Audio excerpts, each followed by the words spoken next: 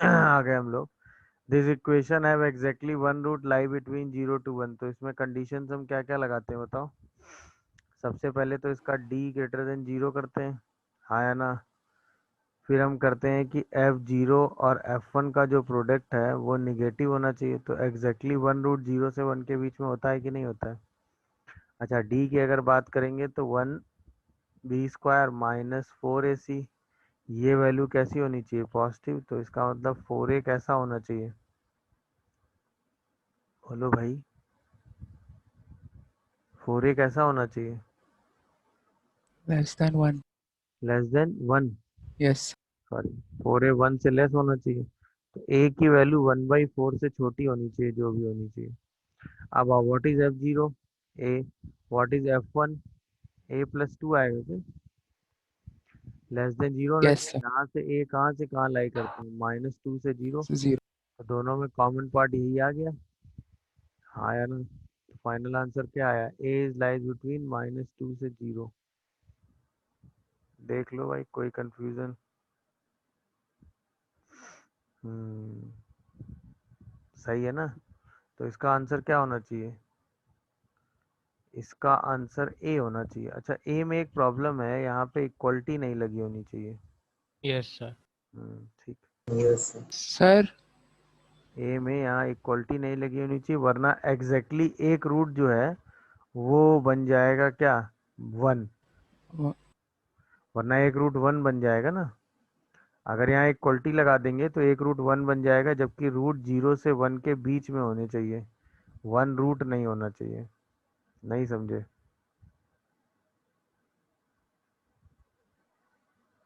बोलो भाई।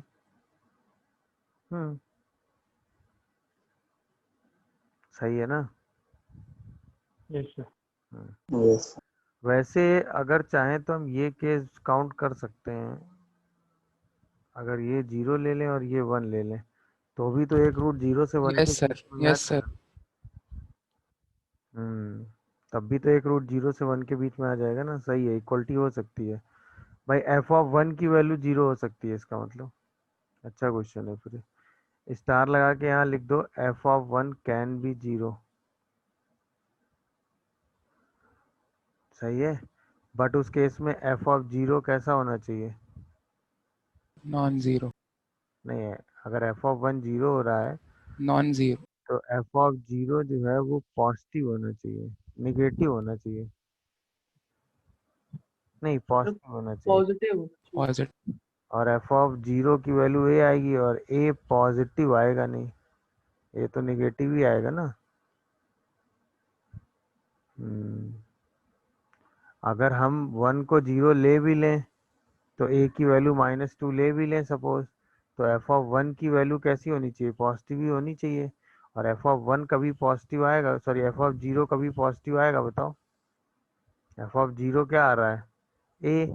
तो a पॉजिटिव होना चाहिए उस केस में, जबकि a की वैल्यू -2 से 0 आ रही है, हाँ या ना।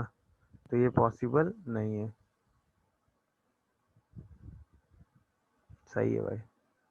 मतलब आपके दिमाग में ये फिगर आया होगा कि हम ऐसा फिगर बना सकते हैं, मैं भी एग्री करता हूँ कि आप ऐसा फिगर बना सकते हैं। तो उसके हिसाब से आप कहेंगे कि सर -2 पे इक्वलिटी होनी चाहिए, क्योंकि f(1) 0 हो सकता है। बट अगर हम f(1) को 0 लें और एग्जैक्टली 1 रूट 0 से 1 के बीच में लें, तो वो तो ठीक है। तो उसके लिए 0 जो है वो यहाँ नहीं हो सकता ना, क्योंकि यहाँ होने पर क्या होगा, कोई भी रूट 0 से 1 के बीच में नहीं आएगा। तो 0 सर्टेनली यहाँ होना चाहिए। अगर 0 सर्टेनली यहाँ होना चाहिए, तो f(0) की वैल्यू हमेशा क्या होनी चाहिए, पॉजिटिव होनी चाहिए। और अगर f(0) पॉजिटिव होना चाहिए, तो a हमेशा पॉजिटिव होना चाहिए। क्या a पॉजिटिव आ रहा है, ये बताओ। क्या a पॉजिटिव आ रहा है, नहीं आ रहा है। इसका मतलब आंसर में करेक्शन ही होगा, यहाँ पे -2 काउंट नहीं हो सकता।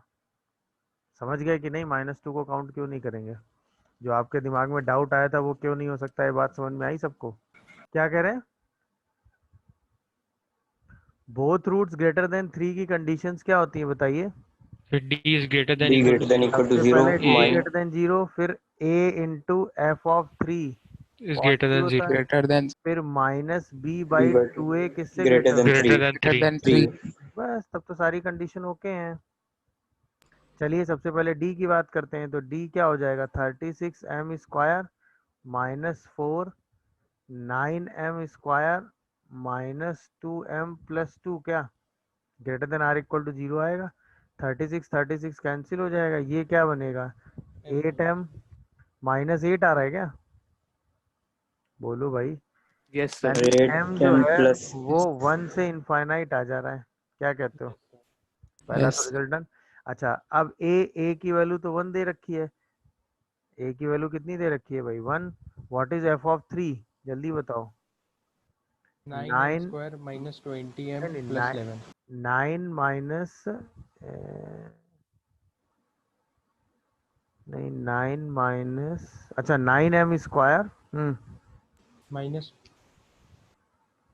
Minus 20m plus 11. Plus Plus 11। तो क्या हुआ, इसका डी निगेटिव आ जा रहा है क्या भाई। 9m² माइनस 20m प्लस 11 ये पॉजिटिव होना चाहिए। तो ये फैक्टराइज हो तो रहा है यार, ये factorise. Yes, sir. Yes, sir. हो रहा ये है. M m minus m 1. minus 9 11 by 9 और m नहीं 9m m minus M 11 by minus M 11 by minus 1 9 and m 9M minus 1 minus 11. m-1 and 9m-11 ये फैक्टर आ रहे हैं क्या। Yes, sir. Yes, sir. यानी यहाँ से m जो है वो कहाँ से कहाँ लाई कर रहा है, माइनस इनफाइनाइट से 11/9 और यूनियन 1 से इनफाइनाइट अभी भी आ रहा है, बोलो। Yes, sir. Very Sir, good. Sir उल्टा लिख दिया Yes. तो 1 डेफिनेटली minus पहली बार infinite से 1 अच्छा One. सॉरी उल्टा लिख दिया। माइनस इनफाइनाइट से 1 आ रहा है और यूनियन 11/9 से इनफाइनाइट आ रहा है, अब ठीक है। Yes, sir. अच्छा बी बाई ए वाली कंडीशन भी लगा लो तो शायद m पॉजिटिव आ जाता है यहाँ से, क्या कहते हो, बी बाई ए वाली कंडीशन लगाने से m कैसा आ जाता है, अच्छा m 1 से ग्रेटर आ जाता है। Yes, sir. Minus b/2a is greater then 3 करने से m किससे ग्रेटर आ जाता है 1 से ना। Once. अब ये कंडीशन तीनों का इंटरसेक्शन b आ रहा है 11/9 से Yes, infinite. sir. Yes, sir. Answer m का क्या आ जा रहा है 11/9 से इनफाइनाइट। देख लीजिए कोई कंफ्यूजन आ रहा हो तो बताइए, आसान था क्वेश्चन। हाँ भाई, अब आपको जिस मतलब इतनी इंफॉर्मेशन तो आसानी से गिवन है। अब आपको जिस इक्वेशन की बात करनी है x² minus 4qx plus 2q² minus r, यही तो है इक्वेशन। इसके बारे में बताना है कि इसके रूट्स कैसे हैं। तो अगर नेचर कमेंट करना है तो डी निकालो। डी क्या आ रहा है 16q² minus 4 2q² minus r। तो क्या ये 8q² प्लस 4r आ रहा है। अच्छा r कुछ भी हो पॉजिटिव है, s कुछ भी हो पॉजिटिव है। क्यों पॉजिटिव है दोनों, क्योंकि पावर 4 है और पावर 4 है तो ये हमेशा कैसे होंगे, पॉजिटिव ही रहेंगे। तो इसका मतलब q² कैसा है भाई, पॉजिटिव। 4r कैसा है, पॉजिटिव। दो पॉजिटिव क्वांटिटीज का सम कैसा है, पॉजिटिव। इसका मतलब इसके दो रियल रूट तो हो ही गए। अरे बोलो भाई, Yes, sir. तो ये आंसर तो आपको सही लग ही रहा है। बट एक प्रॉब्लम है कि अगर हम ये कहें कि इसमें प्रोडक्ट ऑफ रूट कैसा है इसका बताओ। अगर हम इसका प्रोडक्ट ऑफ रूट्स देखें तो क्या है, that is 2q² minus r। अच्छा 2q² जरा रखो, तो 2 अल्फा² बीटा² और r की वैल्यू क्या है, अल्फा की पावर 4 माइनस बीटा की पावर 4। तो क्या हम इसको माइनस अल्फा² माइनस बीटा² का होल स्क्वायर लिख सकते हैं, जो कि कैसा आ जाएगा, निगेटिव।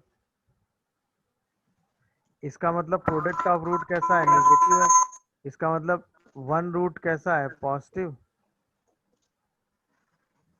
एंड अदर कैसा है, नेगेटिव, है ना। तो D is the right answer. अच्छा अब आपके दिमाग में तुरंत कंफ्यूजन आया होगा कि सर हम ये आंसर क्यों नहीं लिख पा रहे हैं, जबकि यहाँ पे दो रियल रूट आया भी तो है। अच्छा जब किसी इक्वेशन का वन पॉजिटिव और वन निगेटिव रूट होगा ना तो वो रियल होगा ही होगा, क्योंकि अगर रूट रियल नहीं होगा तो वन निगेटिव और वन पॉजिटिव रूट कभी नहीं आएगा। तो डी आंसर में ए आंसर इंक्लूडेड है और क्वेश्चन सिंगल करेक्ट है। तो सिंगल करेक्ट में जो मोस्ट अप्रोप्रिएट आंसर होता है वो कहा जाता है, तो उसके हिसाब से ये आंसर सही है। अगर ये क्वेश्चन एमसीक्यू होता, मतलब मल्टी करेक्ट होता, तो आप ए और डी दोनों आंसर सही करते, बट सिंगल करेक्ट में सही आंसर क्या होगा? डी। समझ गए? 41 में क्या कह रहा है कि x minus a x minus b minus 1 equal to 0, इसके रूट क्या होंगे इस पर कमेंट करना है, और बी ए से ग्रेटर है, यही तो है क्वेश्चन। चलो सही है। अच्छा एक बात बताओ, अगर मैं इक्वेशन लेता x minus a x minus b equal to 0, तो इसके रूट क्या होते? ए और बी होते भाई। And तो मैं पैराबोला ओपनिंग अपवर्ड करता, ये ए हो जाता, ये बी हो जाता, यही तो रूट होते, ये एक्स एक्सिस होता। हाँ या ना? अच्छा अब हमने बात करनी है x minus a x minus b minus 1 की। माइनस 1 करेंगे तो सारी वैल्यूज माइनस 1 से नीचे चली आएंगी। हाँ या ना? बोलो भाई, माइनस 1 करते ये ग्राफ yes, नीचे आ जाएगा माइनस 1 से, मतलब जो वैल्यू पहले यहाँ 0 आ रही थी अब वो यहाँ 0 आ जाएगी, जो यहाँ 0 आ रही थी वो यहाँ, मतलब पूरी वैल्यूज नीचे शिफ्ट हो जाएंगी माइनस करते ही। हाँ या ना? तो इसका मतलब अब जो इक्वेशन के रूट आएंगे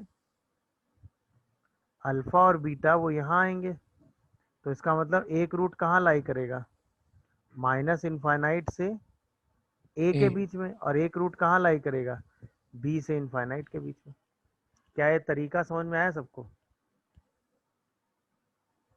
बोलिए भाई, क्या ये तरीका समझ Yes. में आया कि नहीं? ये एक तरीका हुआ। अच्छा इसी क्वेश्चन को समझने का दूसरा तरीका देखिए भाई। जिस इक्वेशन की हमें बात करनी है वो इक्वेशन है x minus a x minus b minus 1। चलो बताओ what is f of a? Minus 1। Very good. What is f of b? -1. -1। Very good. ये दो चीजें एकदम ओके हैं, बताओ Yes, sir. कोई कंफ्यूजन इसमें? No, sir. नहीं। अब अगर कोई मतलब ए और बी दोनों पर वैल्यू निगेटिव आ रही है, तो इसका मतलब क्या हुआ भाई? ए पर भी वैल्यू निगेटिव आ रही है, बी पर भी वैल्यू निगेटिव आ रही है। हाँ या ना? और इक्वेशन कैसी है? पैराबोला ओपनिंग अपवर्ड है। ये पैराबोला कैसा बनेगा? Opening upward. ए और बी दोनों पर वैल्यू निगेटिव आ रही है, तो इसका मतलब ये कुछ ऐसा ही जा रहा होगा पैराबोला। Yes sir. तो इसका मतलब एक रूट जो है वो ए से पहले आ रहा होगा और एक रूट बी के बाद आ रहा बाद आ रहा होगा। होगा। ऐसे भी समझ सकते हो आप, क्योंकि ए और बी दोनों पर वैल्यू निगेटिव आ रही है, तो इसका मतलब ए और बी दोनों रूट के बीच में लाई करेगा कि नहीं? ए और बी पर वैल्यू Sir. अगर निगेटिव आ रही है तो ए और बी दोनों रूट के बीच में लाई करेगा, तो एक रूट ए से पहले होगा और एक रूट बी के बाद होगा। ये समझने का दूसरा तरीका हो गया। सिंपल सी बात है, क्वेश्चन पढ़ने के बाद ये तो श्योर शॉर्ट हो गया था कि greater than -2 and less than 4 का मतलब क्या हो गया? Roots lie between -2 and 4। तो बस रूट्स को -2 और 4 के बीच में ही लाई करा देना था। हाँ है ना? तो एक कंडीशन डी ग्रेटर देन 0, वहां से m बिलोंग्स टू r आ गया क्योंकि 4 ग्रेटर देन 0 आया। इसके बाद F of A into F of -2 किया, तो एफ ऑफ -2 किया तो वो आ गया m square plus 4m plus 3। उसको पॉजिटिव किया तो वहां से ये आंसर आ गया। फिर a into F of 4 positive किया तो वहां से आ गया m-5 m-3 ग्रेटर देन 0, तो उससे ये आंसर आ गया। फिर -b/2a को -2 से 4 के बीच में लाई करा दिया, वहां से ये आंसर आ गया। सबका इसका इसका इसका और इसका इंटरसेक्शन ले लिया, तो वहां से क्या आंसर आ गया? -1 से 3। यही आपका फाइनल आंसर हो गया। बोलिए भाई, तो थॉट लगाया, बाकी लोगों को समझ में आया कि नहीं? सिंपल सी बात है, ये इक्वेशन पूरी थी, इस इक्वेशन को हमने ले लिया, ए बी सी डी सब पे साइन निकाल लिए। तो ए पर साइन आया पॉजिटिव, बी पर साइन आ गया नेगेटिव, सी पर साइन नेगेटिव और डी पर साइन पॉजिटिव। तो ये हमने इसकी हेल्प से निकाला, a is greater than b is greater than c. तो अगर हम ए माइनस बी का साइन देखेंगे तो ए माइनस बी का साइन लेस देन 0 नेगेटिव आएगा। अगर हम ए माइनस डी का साइन देखेंगे वो भी नेगेटिव, नेगेटिव नेगेटिव का प्रोडक्ट क्या हो जाएगा? पॉजिटिव। ऐसे करके सारे साइन निकाल लिए।